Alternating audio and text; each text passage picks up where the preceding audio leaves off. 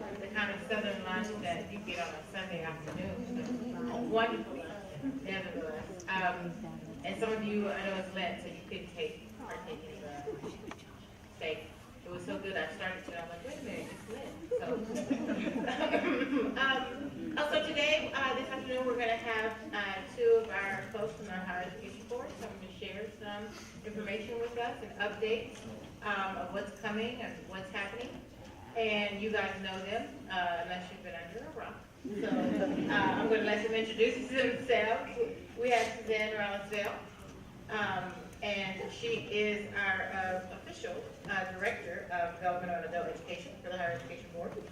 And then we have a program specialist, Keylan Morgan, and you've heard from him before, so we're going to thank you both for being here and making that long drive from Dallas and sharing with us insight into the states and where we're going. Thank you.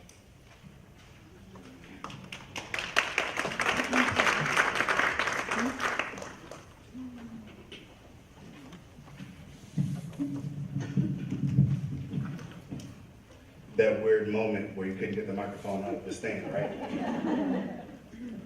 Good afternoon. I feel like I'm coming up to do a comedy special or something.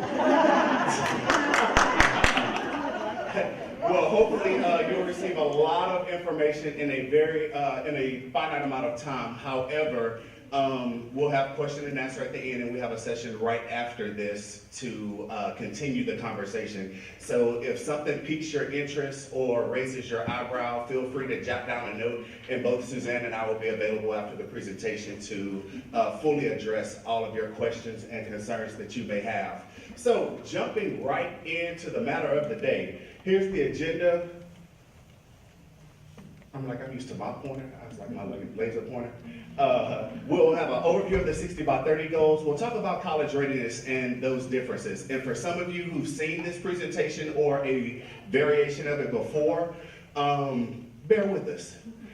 We'll talk about TSI policy updates. We'll talk about a highlight on there, House Bill 2223, and then we'll even give you all some insight on that wonderful TSIA 2.0. And then we'll talk about resources and again, question and answer. But first, jumping right in, why are we here? Why do we do the work that we do? Here's an overview of the state's higher education strategic plan, the 60 by 30 TX. Hopefully it's common language to everybody in the room. If not, familiarize yourself with it. There are 4 goals associated with the plan. The overarching goal is 60 by 30, that by the year 2030, 60% of all Texans ages 25 to 34 will have some type of credential, and that goes from a level 1 certificate all the way up to a master's degree. Second goal, completion. So we're looking for 550,000 completions by the year 2030. Our marketable skills goal. Can I add real quick, Keylan? Go ahead. Where are we right now? Does anyone know where are we today in terms of the 550,000? The last number we heard was 370. Wow. So you can look at it, glass half full, half empty, right? But we still have a pretty big ways to go. Go ahead. Oh, and definitely I see a couple of people taking snapshots. We'll make this presentation available to you, and so we'll definitely get it to you so you can get it out to the... On the desktop, I'll pull it and put it up on our site. That was your way of saying you weren't going to let us delete it, right? I'm messing with you. He's like, I got proprietary information here. I'm just all right, so our third goal, marketable skills. This is one where you work with students in the context of the classroom, student services every day.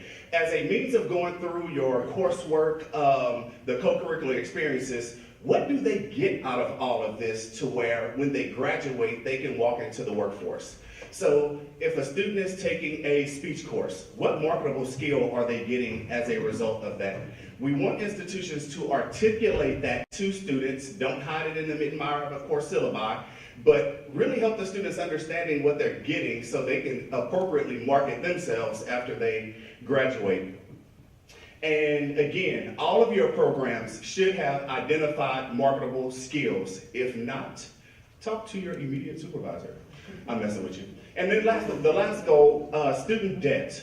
And this is an issue that's sweeping the country just in terms of the amount of debt that students are incurring as a result of pursuing post-secondary education, all the way to the point to where sometimes you engage in these conversations, it's like, well, is a college degree worth it? But what does all of this mean? The work that you do with students that are coming through the developmental education pipeline touches each one of these goals in some way, somehow. So it's very important that you understand that the work you do in your everyday role on your respective campus transposes back into the state's overall goal in our strategic plan in terms of meeting these 4 goals. So your work is very important to us. And I'll say it at the end, but if there's any way we can help you support your work in meeting these goals, definitely let us know. So I'm gonna change the tide a little bit. We'll talk about college readiness, and I'm gonna talk about it in 2 different domains. So bear with me. I'll talk about it in terms of TEA, in terms of what that means for when they say college readiness, and then I'll talk about it in terms of the Texas Higher Education Coordinating Board in terms of when we say college readiness. We know that when we say college ready, it's a colloquial term that has a very broad definition, right? Because we'll say some students are college ready, and then you, some faculty in the classroom, you'll say, how are they college ready? They're still struggling. But when it's all said and done, demonstration of college readiness and TSI exemptions. So you have some here, the TSIA scores, ACT scores, STAR, high school prep course, and then successful completion of a college level course as accepted by the receiving institution. So these are actually ours in terms of how we look at it at the coordinating board. So when we have our college readiness standard, it's a, and I don't, nope, not in there. We took that slide out. So it's a 70-75% likelihood that a student will succeed in that first college level course, achieving a grade of A, B, or C. So provided the benchmarks that are set forth on the TSIA scores, and again, all of these benchmarks you'll see, STAR ELC, English 3, and Algebra 2 are the only 2 that count for college readiness. And then the high school prep course. You have something to add, Suzanne? Yeah, let me just add. If a student meets any of these criteria at the point that it is verified, the student is considered college ready. And that is independent of how the student actually does in the college credit course. So even if the student meets any of these benchmarks, they're considered college ready, even if the student takes the college credit course and does not succeed. They're still considered college ready. Okay, so again, these are what we call outright college readiness benchmarks, and this is an important distinction when Keylan talks about how K-12 and TEA looks at the term college readiness.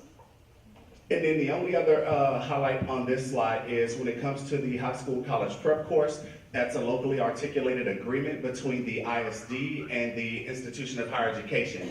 And in the last one, successful completion of a college level course as accepted by the receiving institution. So what that means is a student can take a college level course, but just by proxy of completing and or successfully passing that course, it doesn't make them college ready. It's all in how the receiving institution articulates that particular college credit course on the transcript. So if it articulates as English 1301, it's a demonstrating of college readiness in writing, as an example.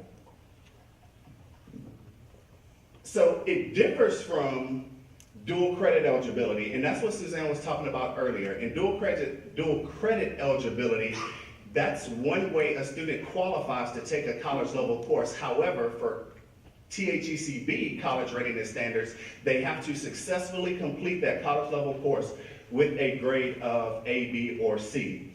And TEA definition of college readiness they often refer to them as their CCMRs, the College Career Military Readiness.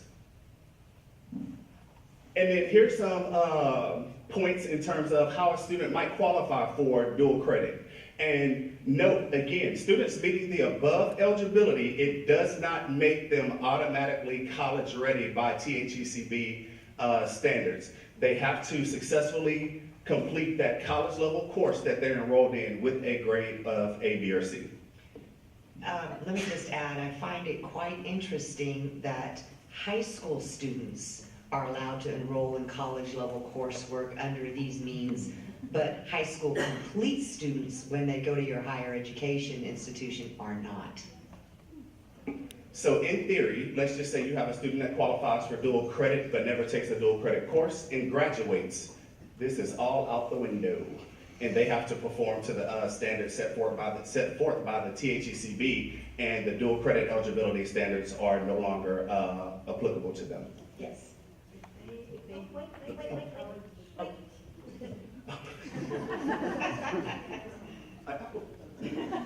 I was going to do a good job of repeating the question for you too, Christy.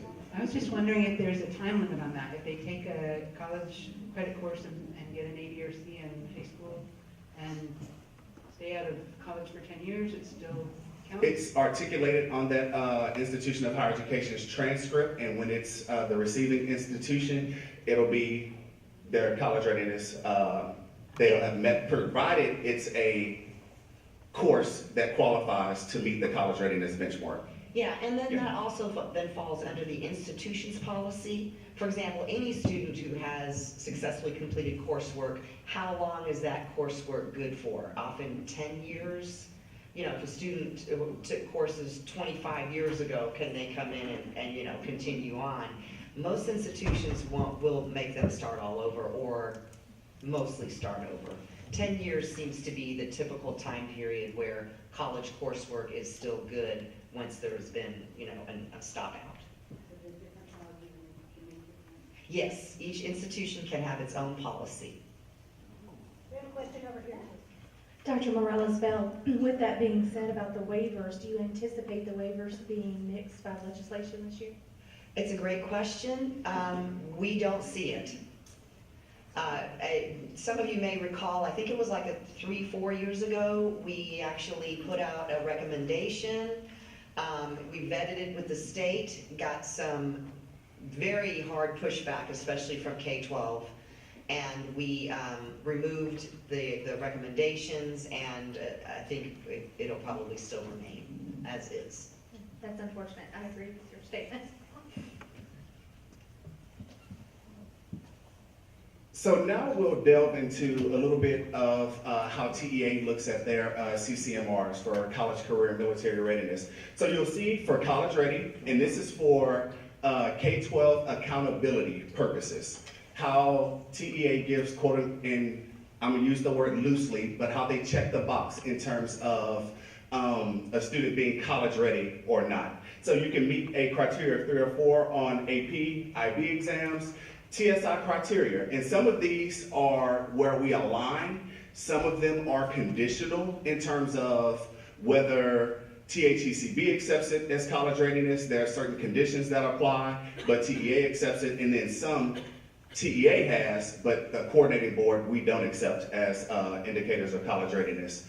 Completing a course for dual credit, 9 hours or more in the subject, or 3 hours in English, language arts, or mathematics. If they complete 3 hours or more in English, language arts, or mathematics, that's one where they have that college readiness benchmark from the THECB. However, those 9 hours, if they're not in a subject that completion with that A, B, or C determines the college readiness from the coordinating board standpoint in reading, writing, or math, it's just credit that they'll receive from the institution, but it does not have a bearing on their college readiness for higher ed purposes.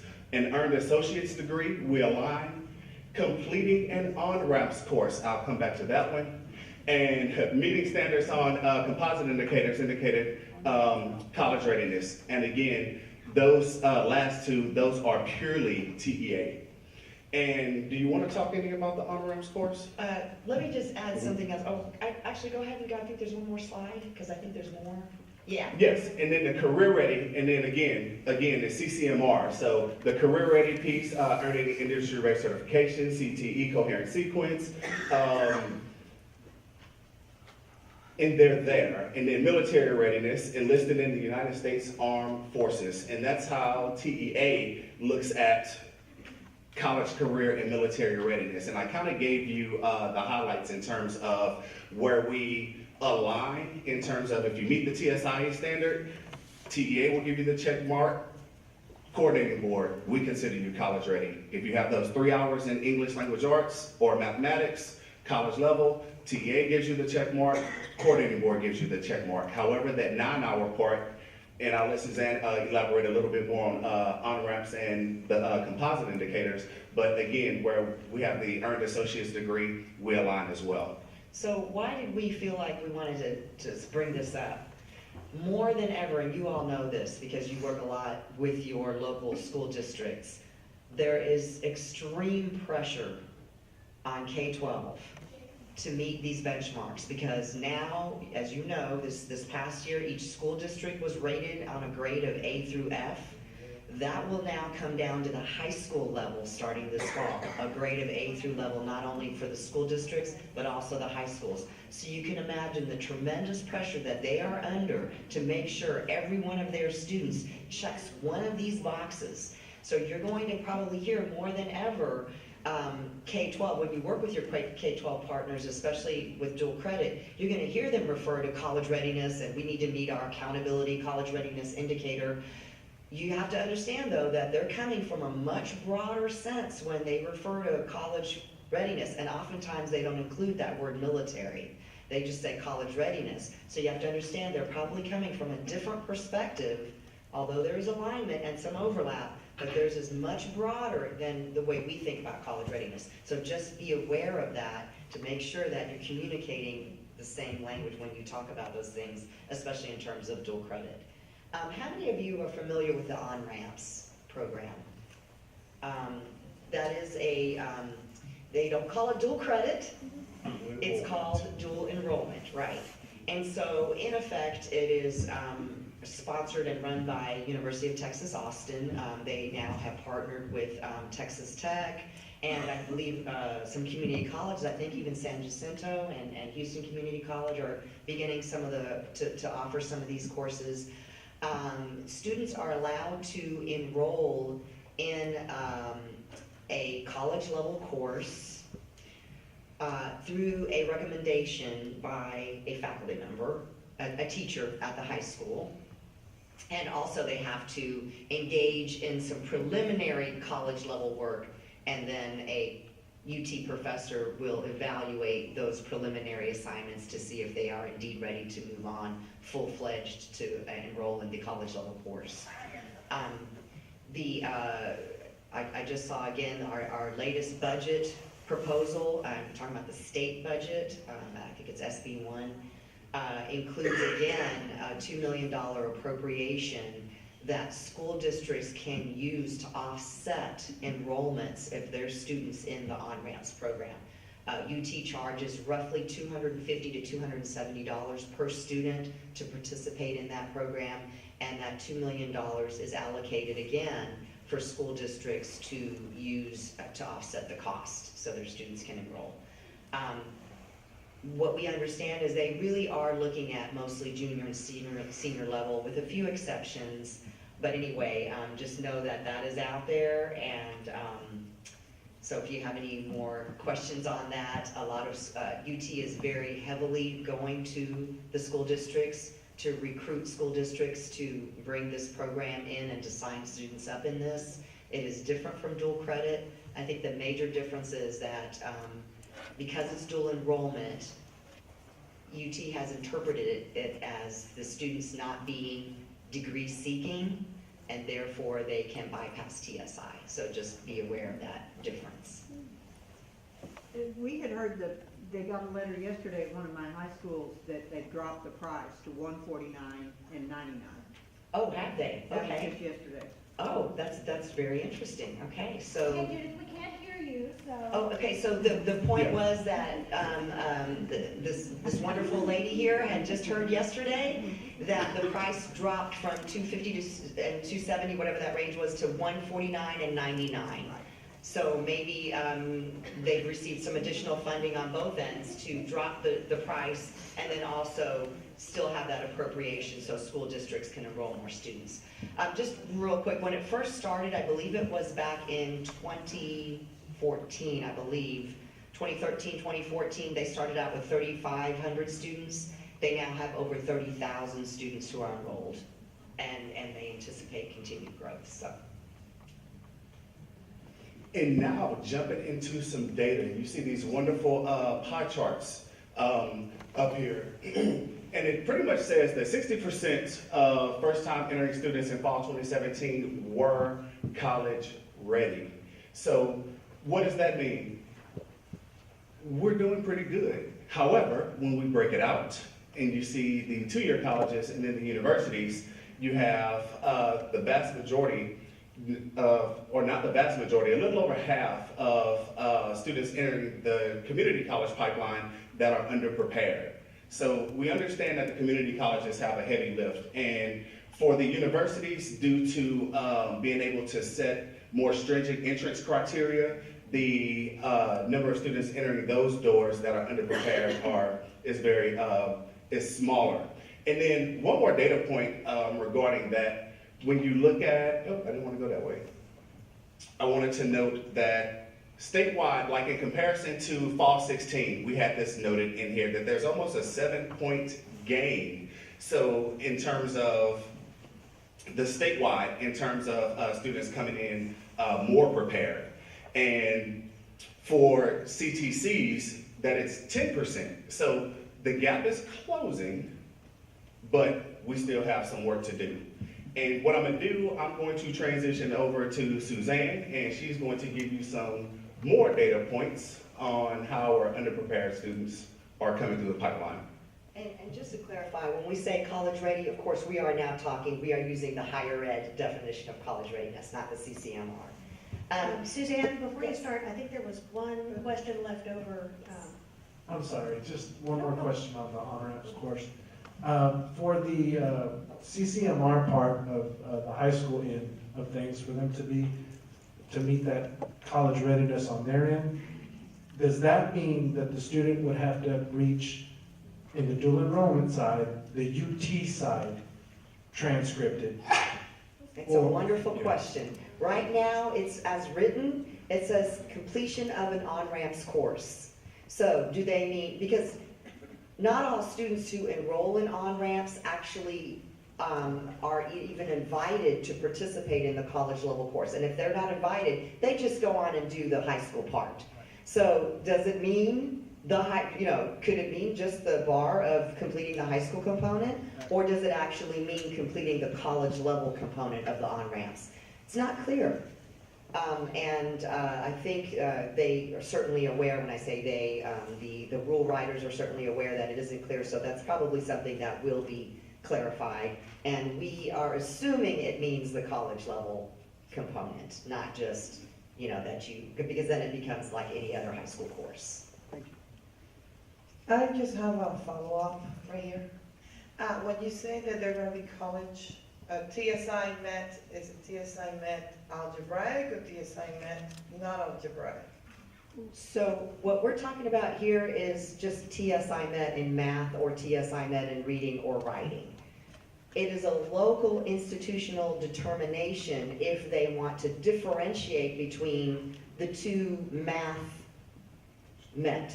There's one that's Met for any math, okay, which also includes the algebra and the non-algebra path. If, however, an institution wants to differentiate and often has a different set of criteria that students have to get through to become Met for a non-algebra path, they have the option to mark a student as non-algebra or TSI Met math non-algebra, which means they can, obviously go into any non-algebra based math and be fine. Because both of them are met, both of them are counted. Okay, and remember, if the student does switch from non-algebra to an algebra based math course, then the institution is allowed to require additional developmental education or perhaps a co-requisite model when they do make the switch. Okay. Okay, and you've seen these numbers before, and this is, of course, we're eagerly awaiting, and it's any day now, for the fall 2018 CBM data to be certified. Okay, so all of your institutions have submitted, and in fact, we just talked to our colleagues over in our reporting division, and they were very excited because every institution submitted their data early. So we were very good. Yay, we can, look at the outcomes. The problem is they submitted them early, but not correctly. So they're having to go back through and make a lot of corrections to the data that were submitted. So if you're one of those institutions, you're not alone. I think it's a combination of some changes in the CBM reporting, and of course, this big thing called co-requisites. So there's a lot of back and forth going on right now to make the corrections. So, but that said, we know these numbers.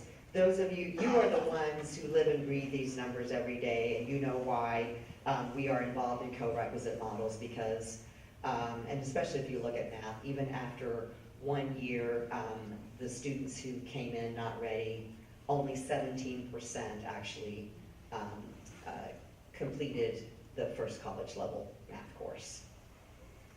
And then if we kind of compare the numbers here to the universities, again, they do look much better, but look at this. Okay, if we just break it out, the last number we looked at, 17%, included both community colleges and universities. If we break it down, it's really not looking good at all. It's 14% at community colleges. But even at universities, on average, it's still 31% of those students who enter universities. And remember, they have the admissions criteria. They're not open enrollment. They have admissions criteria that they can, use in order to recruit their students. And even those who come in not met in math, only 31% successfully completed the college level course after 1 year.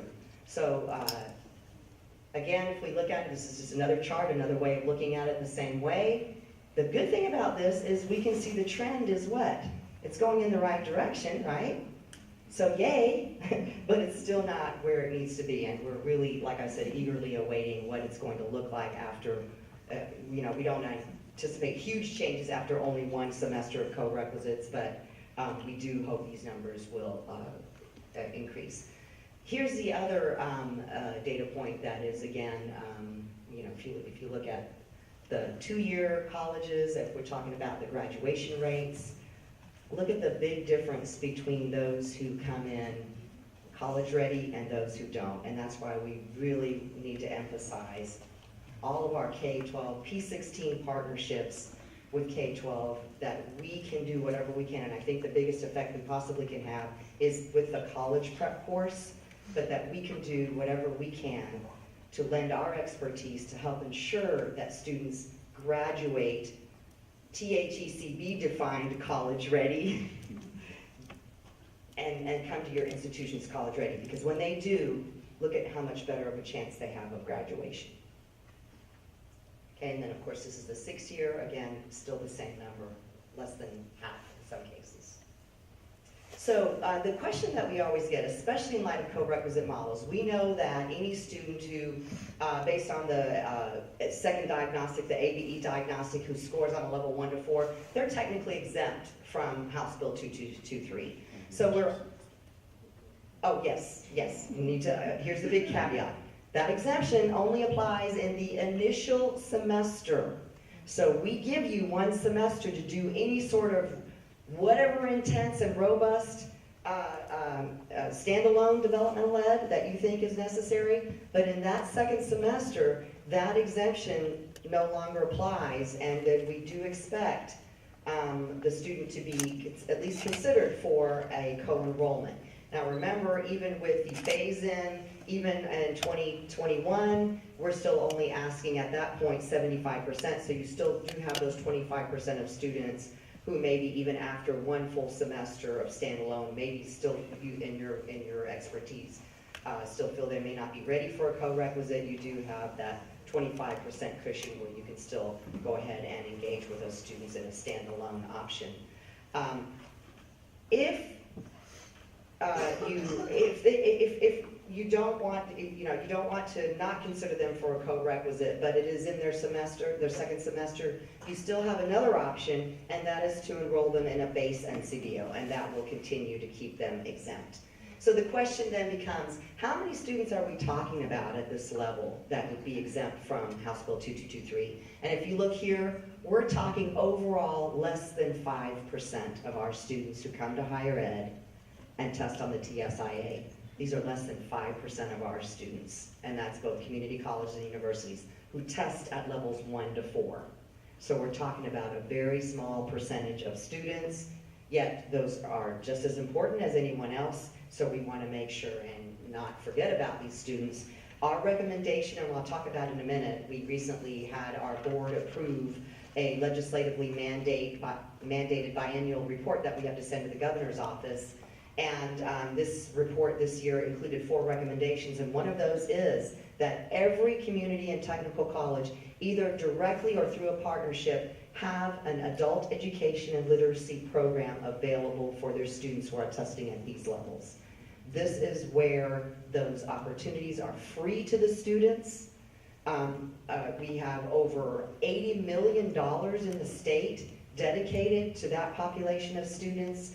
And again, especially the big word being free, right? What's that? How does that commercial go? Free, free, free, free, free, right? We've got to figure out a way to make this work for those students, and then, of course, transition them, hopefully, into the higher ed programs. Yes? I'll be allowed. I'll be allowed. Does that mean? No. Does that mean AEL boundaries are going to be redrawn by the commission, workforce commission? No. I could probably say no.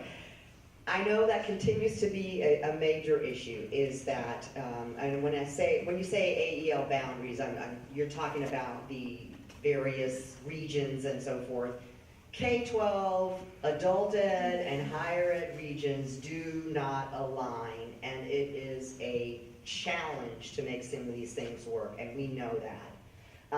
The problem is everyone agrees they should align, but it's like, oh, but they should align to TEA, right? Oh, no. Yes, we need to align it, but they should align to what higher ed does, or no, they need to align to what AEL does, or the TWC. So, yeah, we all agree they should be aligned. The question is, how does it then become free to the students? If a student qualifies, they can be engaged, they can be enrolled in the program, and they are not charged. When I say free, some programs charge a very nominal fee, maybe $25 or $50 to participate, but if they have an AEL program, either directly or through a partnership, then they are able to offer that to qualified students. And when I say qualified students, there are a few criteria, but recently the criteria was changed that they can score as high as ABE level 5. So that range used to be really small, maybe level 1, 2, and 3.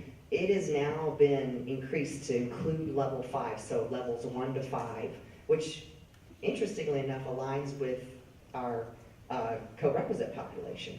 Right, I was just curious, mostly because who's going to be, right now we have AEL, we're funding it as an institution because the current provider is another community college that is outside. And so we're serving those students. I was just curious, moving forward, you'd mentioned free. Does that mean there's going to be resources available to an institution like NTCCC to provide those services, or are we going to have to continue to fund that out of our own pocket, which is what we're doing now? Okay, when I say AEL, and I apologize, I should have qualified that. I'm talking about a federally funded AEL program that is administered through TWC. In other words, you are a grant recipient or you are a sub-grantee of a grant recipient. Maybe if we could talk offline a little bit later. Sorry about that. Yeah, because there should be a way that you don't have to cover that. And that you can be able to participate, as either grant recipient or sub-recipient. I had a similar question because the ABE students, Thank you. the ABE students are not eligible for federal grants. The courses that we offer. So is it a mandate that we would offer them we have to offer them for free, or then we're not allowed? Okay, so when you talk about you're talking about federal financial aid, Pell Grants, student loans. Yes, the student has to be in an academic program to use their Pell Grant and student loans to pay for those programs.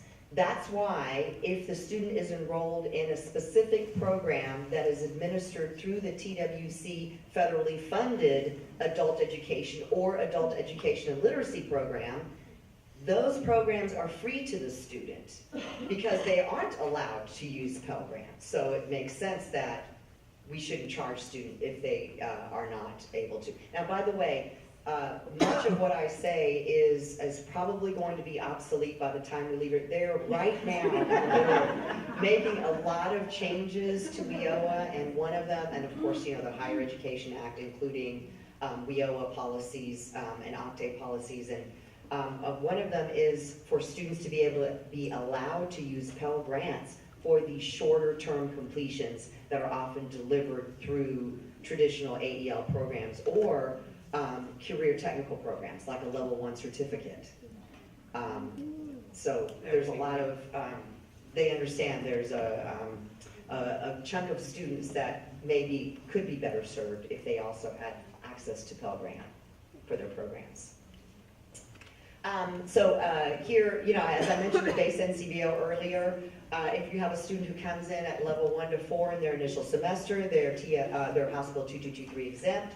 In the second semester, that exemption goes away unless the student is enrolled in a base NCBO, which it is also a co-enrollment either with another DevEd course or a CTE course. And so here we can see these are the enrollments. It's not very high. Again, as reflective of the quite small, less than 5% population of students who come to higher ed and assess at those levels. And these are the level 1 completions over the past 2 years. So we know this one has been in effect since, I think it was 2017.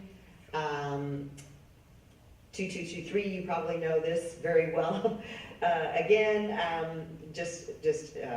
every institution has to, if you accept students who come to your institution who are not college ready, regardless of your admissions policies, okay? Because remember, admissions is by law separate from TSI, okay? And you can't use TSI results as part of your admissions decisions, even though the SAT and the ACT does overlap with many admissions criteria, but again, they are two separate.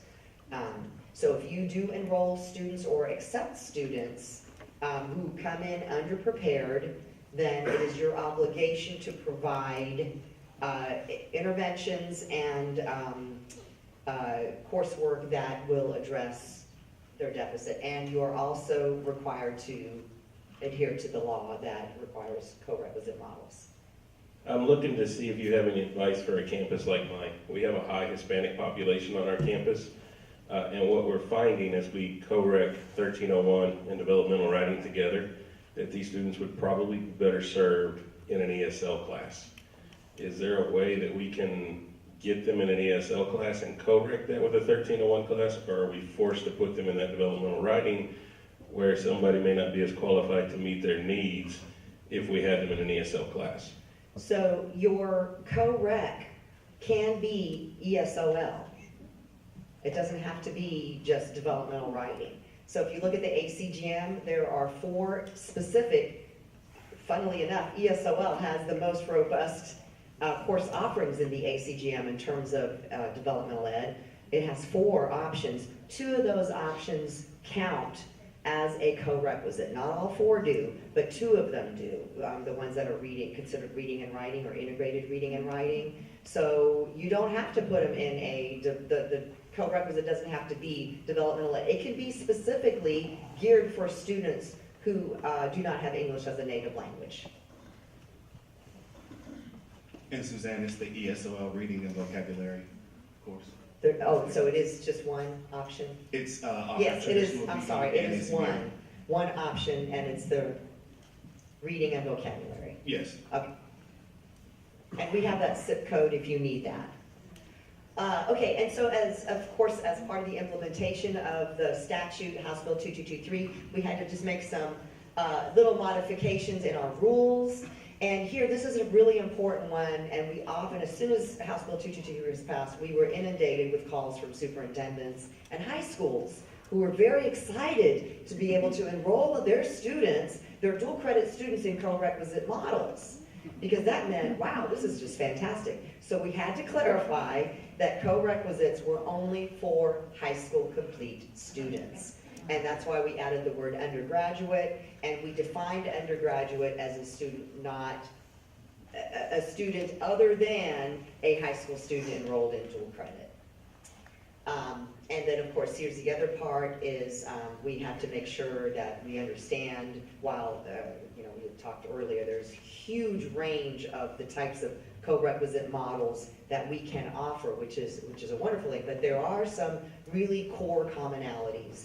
And what happens in the support class, in the co-requisite developmental support class, has to be anchored in what is going on in the college credit course. That's the most important thing. And if you are an institution, and by the way, this is an option for you, if you are an institution that provides 2 grades to the student, one for the developmental component and one for the college credit component, if the student passes the college credit component, regardless of their performance in the developmental ed, they are considered college ready.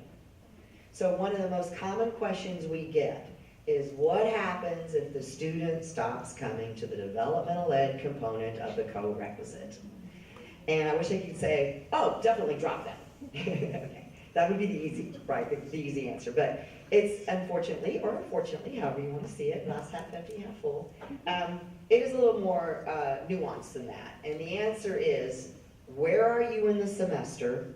And you have to talk to the college credit faculty, if it is indeed a separate faculty member, sometimes it's the same. How are they doing in the college level course? If they are doing very well in that college level course, and you could define what very well means. You know, is it an A and a B? Are you maybe even a high C? If they are passing the college level course to your satisfaction, then you call in the student, read them the riot act in the sense that you let them know that as long as they continue to perform well in that college level course, we're going to regularly meet, and I'm going to keep updating, but keep doing that, okay? But as soon as they fall below a certain threshold, and you can define that threshold for that student, then if they don't come back to that developmental ed component, they will be dropped, and you can make that very clear. Now, if you can't reach them, and they continue to do well, then maybe what's happened is that self-efficacy has kicked in for the student, and they realize, you know what, I only have limited time, I've got kids, I've got a job, I've got, you know, all these other obligations. I'm gonna focus all of my efforts in the college level component, and I'm actually doing pretty well. So don't, you know, distract me here, because I'm doing well. And that may be what's happening.